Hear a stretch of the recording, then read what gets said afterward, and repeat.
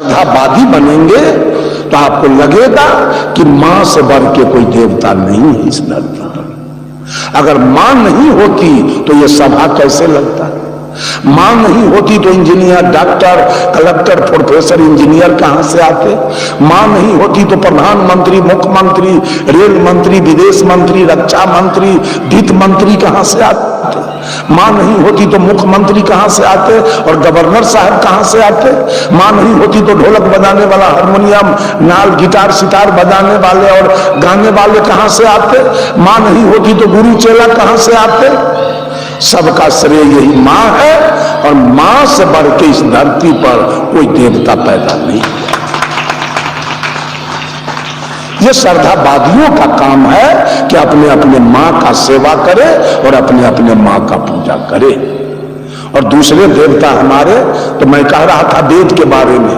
वेद अगर आप अपने को मान लिया जबरदस्ती आप अपने को हिंदू कहते हैं तो हिंदू का मुख्य ग्रंथ है वेद।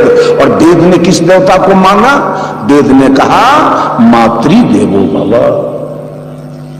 वेद ने मां को आगे किया है इसलिए कि इस काया पर मां का लागत है 12 आना, पिता का लागत है 4 आना।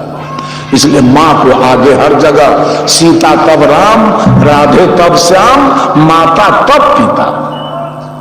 मां का दर्जा सबसे आगे है, इसलिए सबसे बड़ा देवता इस धरती तल पर मां से बढ़ के कोई देवता नहीं।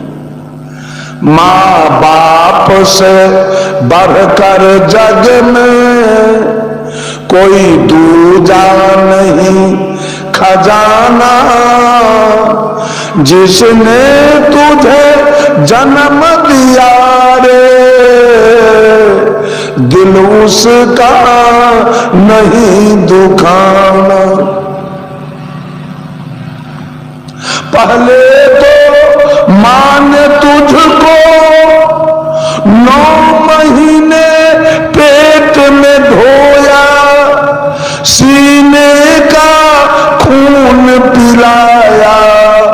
तू जब जब बंदे रोया, तेरे ऊपर मां का कर्ज है, तेरा काम है कर्ज चुकाना। जिसने तुझे जन्म दिया रे दिल उसका नहीं दुखाना। दिन रात तुझे तेरी मां ने बाहों में तुझे झुलाया, खुद गीले में मां सोई, सूखे में तुझे सुलाया। तुम कोई भी दुख देकर मां को कभी न रुलाना। जिसने तुझे जन्म दिया रे दिल उसका नहीं दुखाना।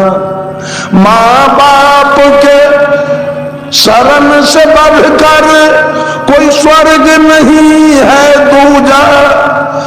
सब छोड़ के तीरथ बंदे कर ले मां बाप की पूजा।